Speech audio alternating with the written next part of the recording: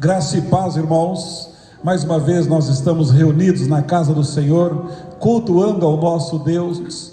Nós não podemos ter a igreja com todos aqui, mas o Senhor nos trouxe 6 irmãos para que pudéssemos não só fazer uma gravação, mas entrar na presença do Senhor e cultuá-lo na beleza da sua santidade.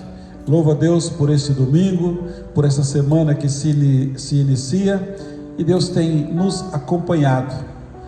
Nós temos irmãos que carecem de oração, irmãos que já são frutos de oração. O irmão Edneide já está em casa, o irmão Osíris ainda precisa de nossas orações, ainda está hospitalizado, mas está melhorando. O irmão José precisa de nossas orações, porque ele perdeu sua esposa semana passada. Mas nós queremos dizer: Senhor, dependemos do Senhor, e a nossa alegria é o Senhor. Feche seus olhos, leve o seu pensamento ao trono da graça e agradeça a Deus pela sua vida. Agradeça a Deus porque Jesus Cristo veio a esse mundo por nós e nos salvou.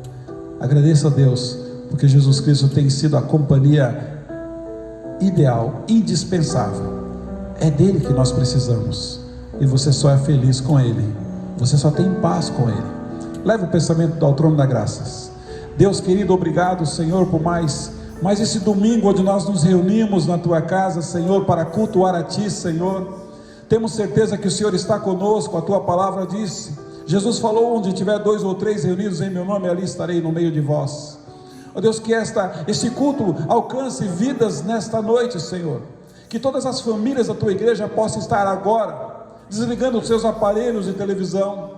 Possa agora, Deus, tirar o seu pensamento de qualquer outra coisa, mas possa estar agora fazendo uma palavra de oração com os seus. Possa, Deus, ouvir esta mensagem e entender este cântico, a letra, Senhor, o que Ele quer falar. E possa, Deus, também um abençoar o outro, e que os irmãos possam desempenhar, ó Deus, despertar o sentimento de necessidade de cultuar a Ti, Senhor. Porque quando nós cultuamos a Ti, Senhor, o nosso espírito se enche da Tua presença. Ó Deus, receba esse culto, dirige-nos, unja-nos, no nome de Jesus, amém, Senhor.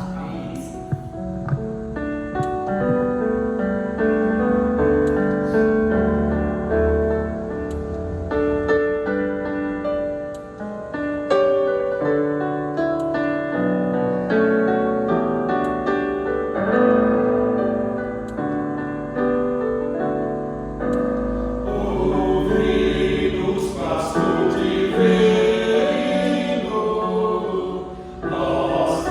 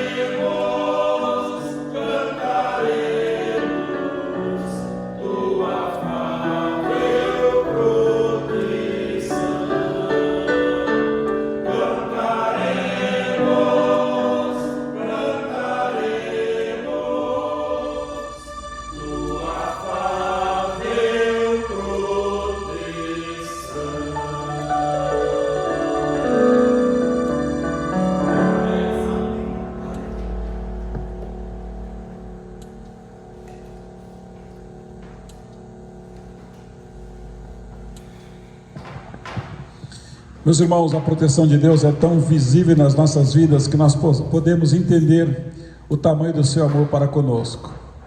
Eu quero meditar com vocês nesta noite de domingo sobre a missão da igreja. Uma das coisas importantes na nossa vida é descobrirmos qual é a nossa missão. Quando nós entendemos qual é o nosso chamado, aí nós começamos a nos preparar para aquilo. Nós começamos a ter como objetivo de vida. Eu quero que os irmãos abram as suas Bíblias lá em Atos dos Apóstolos, capítulo 8.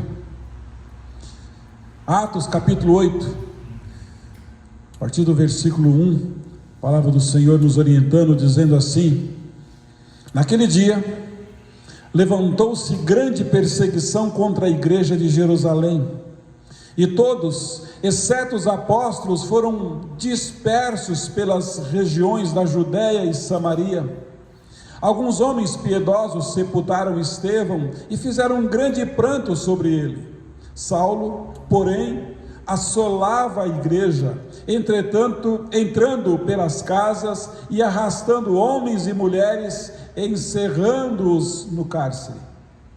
Versículo 4: entre mentes, os que foram dispersos iam por toda a parte pregando a palavra. Filipe, descendo a cidade de Samaria, anunciava-lhes a Cristo. As multidões atendiam unânimes às coisas que Filipe dizia, ouvindo-as e vendo os sinais que ele operava, pois os espíritos imundos de muitos possessos saíram gritando em alta voz, e muitos paralíticos e coxos foram curados. Versículo 8 disse: e houve grande alegria naquela cidade. Meus queridos, nós podemos entender como a mensagem é importante, o efeito que ela causa, e ela deixa alegria na nossa vida. Quando Jesus entra numa casa, ele a encontra de um jeito, e quando ele sai, a alegria fica ali. Mas nós estamos aqui num período muito interessante da igreja. Nós falamos um pouco sobre a igreja de Antioquia na quinta-feira. Hoje eu quero pensar com vocês sobre a importância e a missão da igreja. Então, no período do Antigo Testamento, a voz de Deus na terra, ela era manifesta através dos profetas. Deus falava a mensagem ao profeta, ele transmitia à igreja, ao seu povo. Agora, no Novo Testamento, o Senhor continua a falar por meio dos seus mensageiros. Nós temos em nossas mãos uma palavra profética, nós temos nas nossas mãos uma palavra que é Deus continuando a falar com cada um de nós. Então a missão da igreja é levar o evangelho de Jesus Cristo a todos os povos, pois é através do evangelho do Senhor que Deus ainda fala. Meus irmãos, Deus fala através do evangelho. O evangelho é o poder de Deus para a salvação de todo aquele que crê. Você quer ouvir Deus falar com você? Preste atenção no Evangelho. Interessante que aquele período era um período difícil. A primeira coisa que nós vimos aqui, que houve perseguição. Sabe, meus irmãos, a igreja precisava proclamar de um modo persistente e insistente a obra redentora do Calvário a todos os povos. Foi por isso que o Senhor Jesus disse em Atos capítulo 1, versículo 8, ele disse: e ser-me-eis testemunhas tanto em Jerusalém como em toda a Judéia e Samaria e até os confins da terra. 4 lugares aqui a gente pode entender: próximo, um pouco mais distante, é na minha cidade, é no meu estado, é no meu país, é em todo o mundo. Era essa a mensagem que Jesus queria que a igreja levasse adiante. Apesar desta ordem, a igreja permaneceu limitada ali em Jerusalém, pelo menos até o martírio de Estevão. Ela ficou parada ali até a morte de Estevão. Mas uma coisa me chamou a atenção. O versículo 4 diz que houve uma dispersão dos discípulos, meus irmãos, de tal modo que os crentes tiveram que se dispersar. Ou seja, mais uma coisa eu quero que você entenda: versículo 4 diz que andavam dispersos, e esses que andavam dispersos iam por toda parte, fazendo o quê? Anunciando a palavra. A morte de Estevão não travou a igreja, não parou a igreja. Foi Deus que fez com que eles se dispersassem, para que o evangelho crescesse, alcançasse o maior número de pessoas. Foi isso que aconteceu, meus irmãos. Sabe, a expressão por toda parte incluía regiões como a Fenícia, Chipre e Antioquia, muito além dos termos de Israel, conforme Atos capítulo 11, versículo 20. Mas Deus permitiu. Permissão de Deus. Aliás, queridos, tudo na igreja tem a permissão de Deus. Ou Ele quer nos ensinar alguma coisa, ou Ele quer nos usar, ou Ele quer nos equipar, nos preparar. Deus sempre está falando com a igreja. Então Deus permitiu a perseguição para tirar os discípulos do comodismo ou da inércia, para que eles não pudessem ficar muito tempo falando: olha, vocês viram o que aconteceu com Estevão? Para que eles não pudessem ficar lamoreando, para que eles não parassem ou ficassem amedrontados. E aí nós podemos entender que Deus pode tornar o mal em bem. E a dispersão dos discípulos contribuiu para ampliar a pregação do evangelho, como a palavra de Deus nos afirma em Romanos capítulo 8, versículo 28, que diz que todas as coisas contribuem juntamente para o bem daqueles que amam a Deus, daqueles que são chamados segundo o seu propósito. O contribuir para o bem está ligado ao propósito daqueles que são chamados segundo o seu propósito. Então, quando eu entendo que o propósito de Deus é na minha vida, na vida da igreja, tudo vai contribuir para o nosso bem. Mas tinha um grupo ali entre os que o Senhor havia mandado ir, chamado os samaritanos. Não estava na intenção daqueles homens Samaria, mas Jesus havia dado a ordem. A ordem de Jesus, meus irmãos, começa a derrubar as barreiras étnicas. Os judeus não se davam bem com os samaritanos. Após a ressurreição dentre os mortos, o próprio Senhor Jesus mandou os seus discípulos a pregar o evangelho em todas as partes, inclusive Samaria. A gente às vezes escolhe: eu quero ir em tal lugar, eu quero fazer tal coisa, eu quero falar desta maneira, eu quero escolher. Mas espera aí, o Criador dos céus e da terra, aquele que sabe todas as necessidades, aquele que vai mandar cada missionário para o campo, Ele sabe o lugar que Ele quer te enviar. Samaria, no versículo 5 está aqui, eu quero ler para vocês. Filipe, descendo a cidade de Samaria, anunciava Jesus Cristo. Ele foi. Samaria, meus irmãos, inicialmente tratava-se do monte de Israel que honre pai do rei Acabe, comprou de Semer, de onde vem o nome Samaria ou Samária. No período romano, a cidade era conhecida pelo nome de Sebate, nome dado por Herodes o Grande. Então a mistura étnico-religiosa dos moradores da região começou a se dar a partir do ano 722 a.C., tribos do norte para o cativeiro. Você encontra isso em 1 Reis 17, 26 em diante. Mas tinha um problema a ser resolvido: judeus e samaritanos. Então a polêmica no relacionamento entre judeus e samaritanos nos dias de Jesus era algo muito marcante. Muito marcante. Até o próprio Jesus, o Senhor falando com uma samaritana, Jesus. Então já tinha um pré-conceito contra aquele povo. No entanto, o motivo para as desavenças era muito mais, meus irmãos, muito mais uma questão religiosa. João capítulo 4, versículo 20. Disse o seguinte: nossos pais adoraram nesse monte, vós, entretanto, dizem que em Jerusalém é o lugar onde se deve adorar. Espera aí, não pode adorar aqui em Samaria, não? Meus irmãos, às vezes a gente fala, eu só posso adorar o Senhor lá no templo. Eu posso adorar o Senhor na minha casa, no meu trabalho, numa viagem, numa fila do banco ou da lotérica, numa fila de ônibus, em qualquer lugar, meus irmãos, eu posso adorar. Então essa polêmica, ela não era de hoje. No entanto, o motivo para as desavenças era muito mais essa questão, queridos.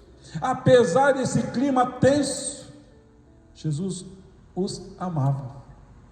Aí eu começo a entender, peraí, Jesus ama todos os povos. Aí os homens precisavam entender que os povos que Jesus amava, eles também tinham que amar, apesar de terem diferenças religiosas. Independente desse clima tenso, o amor de Jesus era tão grande, que no encontro com aquela mulher samaritana, teve um resultado tremendo e uma conversão daquela aldeia todinha. João capítulo 4, eu quero com você no versículo 39, que diz o seguinte: que muitos samaritanos daquela cidade creram nele, em virtude do testemunho da mulher que anunciava, aquela que Jesus encontrou com ela. Ele me disse tudo quanto tenho feito. Meus irmãos, versículo 40, vindo pois os samaritanos ter com Jesus, pediam-lhe que permanecessem com eles, e ele ficou ali 2 dias, e versículo 41, muitos outros creram nele por causa da sua palavra. Ou seja, quando Jesus alcançou aquela mulher, ele conseguiu alcançar toda aquela aldeia. Jesus não tinha problema étnico, Jesus não tinha problema com nenhum povo. Versículo 41 disse, e dizia a mulher, olha o que eles falavam para ela: já agora não é pelo que disseste que nós cremos, mas porque nós mesmos temos ouvido e sabemos que este é verdadeiramente o Salvador do mundo. Sabe, meus irmãos, aquela mulher alcançada, agora as pessoas olhavam nela e viam o que Jesus fez. Agora eles tinham um contato, eles tinham agora aproximação, agora eles tinham relacionamento com o Mestre. E agora era eles com o Mestre. Sabe qual é a nossa função? Apresentar Jesus ao povo e dizer: olha o que ele fez comigo, olha o que ele fez na minha vida. Atos 4:20 tem que estar tinindo nos seus ouvidos, pois nós não podemos deixar de falar das coisas que temos visto e ouvido. O evangelho em Samaria chegou. Descendo Filipe, a cidade de Samaria, ele fazia uma coisa: pregava o evangelho.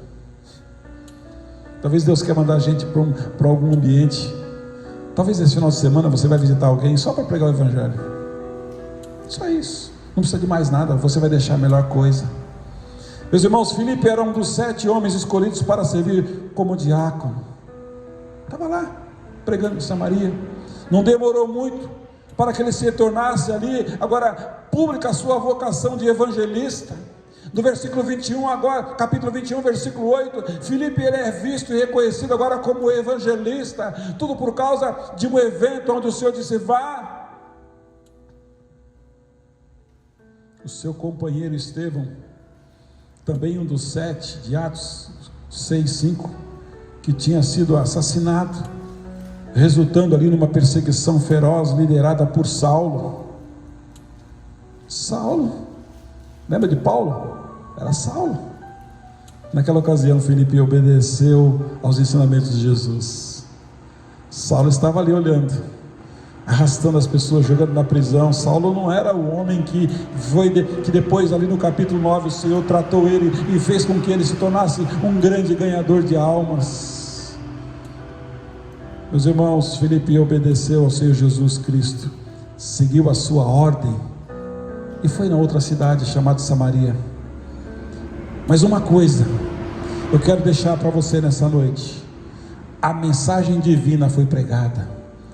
Vamos voltar para o texto, Atos capítulo 8, versículos 6 e 7, o que diz lá?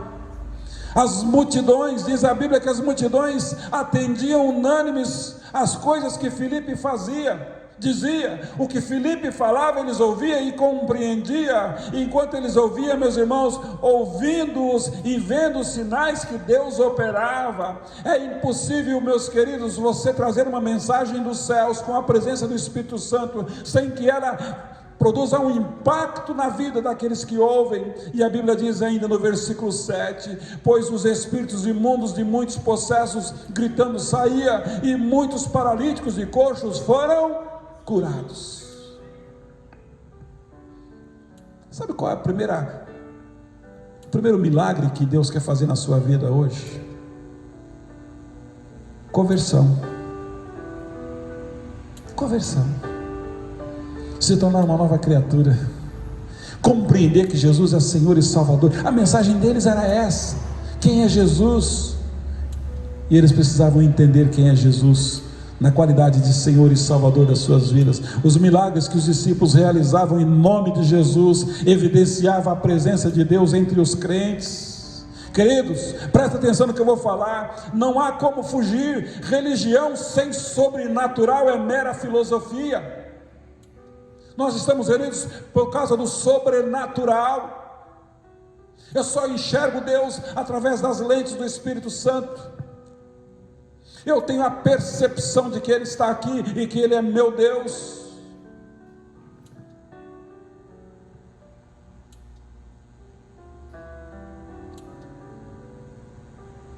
O próprio ministério de Jesus Cristo era baseado na trilogia: pregação, ensino e milagre. Está lá em Mateus 4:23.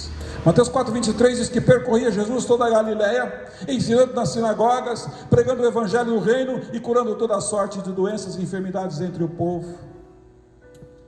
O problema, meus irmãos, é que a maior enfermidade que Ele quer curar é a sua alma, aquela alma doente. É a primeira coisa que Ele quer curar na sua vida, meus queridos. É isso que Ele quer fazer comigo e com você nessa noite. Então Ele conferiu essa autoridade à sua igreja agora. Ele deixou a sua igreja agora com a autoridade de fazer essas mesmas obras, e reiterou essa verdade em diversas vezes, em tantos textos de Atos e de Mateus e de Marcos. E agora o inesperado acontece: nasce uma igreja em Samaria. Versículo 12: enquanto porém deram crédito a Filipe, que os evangelizava a respeito do reino de Deus e do nome de Jesus Cristo, iam sendo batizados assim homens e mulheres. Ficavam na igreja local ali.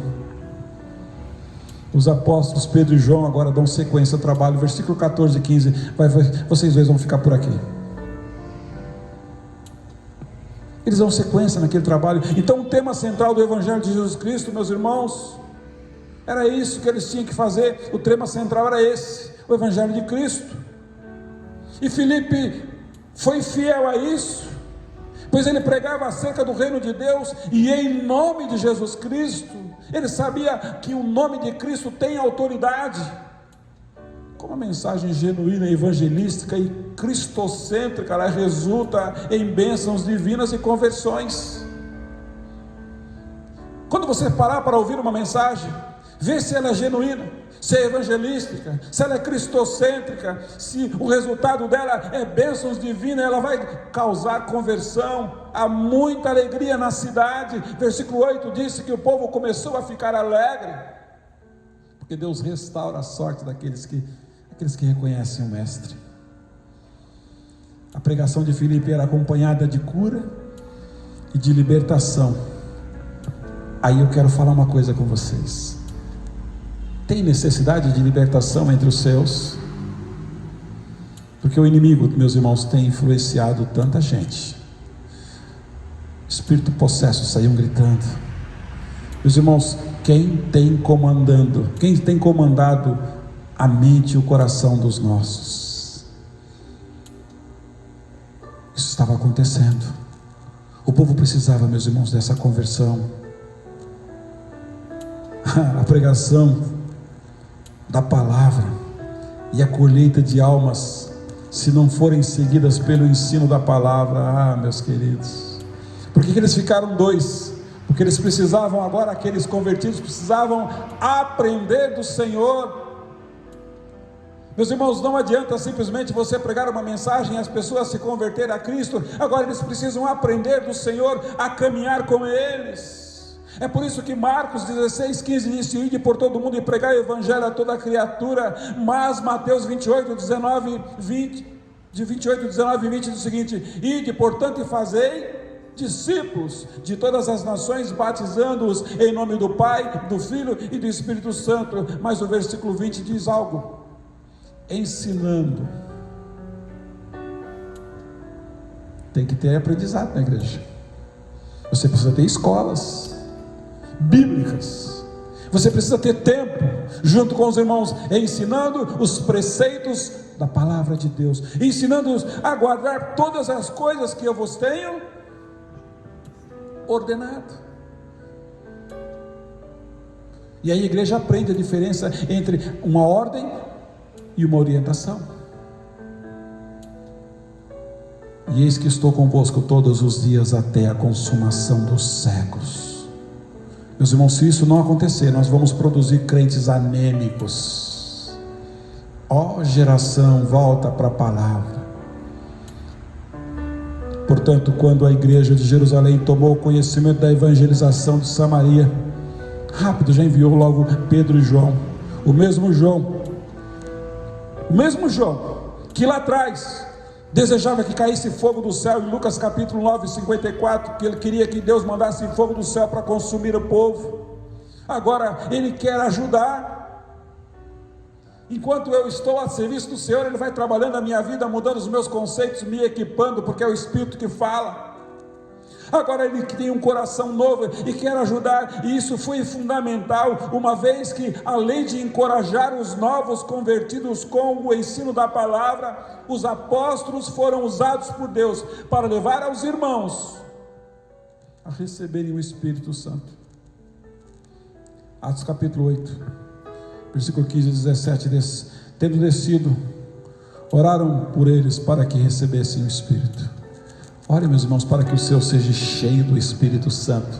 Você já tem o Espírito Santo funcionando na igreja dioturnamente, mas nós temos que encher do Espírito. Eu quero concluir essa mensagem dizendo para você o seguinte: a missão da igreja, qual que é a missão da igreja hoje?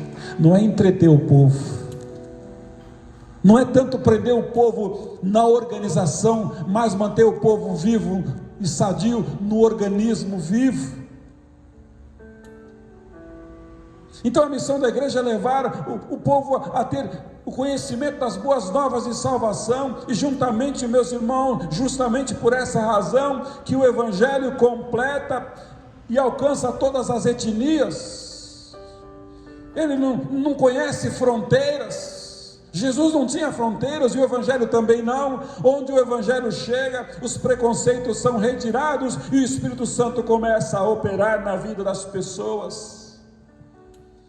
O Senhor Jesus eliminou as barreiras entre judeus e samaritanos, e entre judeus e gentios, porque a Bíblia classifica a humanidade entre 3 grupos de povos: os judeus, os gentios e a igreja. 1 Coríntios capítulo 10, versículo 32 e 33. Mas eu e você somos privilegiados, porque fazemos parte do último, fazemos parte da igreja do Deus vivo, a noiva do Cordeiro, aquele que quando a trombeta tocar, vai subir. Porém, nós temos o dever. Meus irmãos, olha para mim, você tem o dever de anunciar aos demais a palavra do Senhor. Você que tem ela, você tem a obrigação de anunciar o Evangelho de Cristo. E por último, nós devemos cumprir integralmente a missão da Igreja de Cristo, que não é outro a não ser levar o conhecimento da vontade de Deus até os confins da terra, cumprindo assim a grande comissão. E o último alerta que eu quero te dar, 1 Timóteo capítulo 3,15. O Senhor disse: cuidado, mas se eu tardar, eu quero que vocês saibam como convém andar na casa do Deus vivo, a igreja do Deus vivo, que é coluna e firmeza da verdade, ou numa outra versão, coluna e baluarte da verdade. Como é que você tem andado como crente? A missão da igreja não é da diretoria, dos líderes. A missão da igreja não é só desses. A missão da igreja é de cada ovelha, cada servo, cada convertido. Feche teus olhos, leva o seu pensamento ao trono da graça. Ora comigo. Senhor Deus, Pai, eu sei que eu sou salvo no Senhor,